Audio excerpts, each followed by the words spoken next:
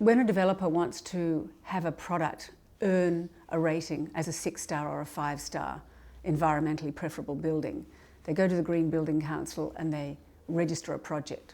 So they scope the project, they map it out, they come up with a design, and they make a submission to have the project accepted prima facie as a 5-star or a 6-star building project.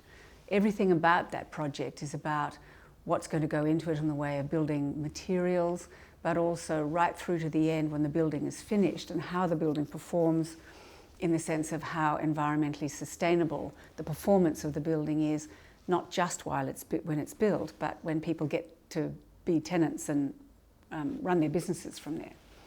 So the direct distinct advantage that people get from Good Environmental Choice Australia certification is that once they've gone through this process with us, they're known in the market as people who are already ready for being specified to that kind of project.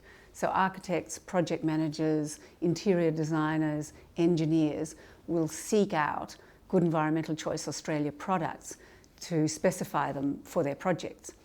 So as the green building project and process goes, once it's registered and it gets up and running, might take 2 or 3 years, the project is evaluated during and at the end, particularly at the end, to see if it performed according to what it promised to do at the outset.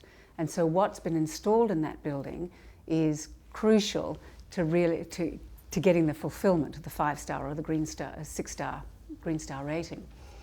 So manufacturers like ours who go through this process rely on the certification and rely on being specified into those projects to win the sales, to win the business, to fit out a whole, like the Bond in, I think, is it Macquarie Street? I can't remember where it is. The Bond in Sydney, in Bond Street, I guess.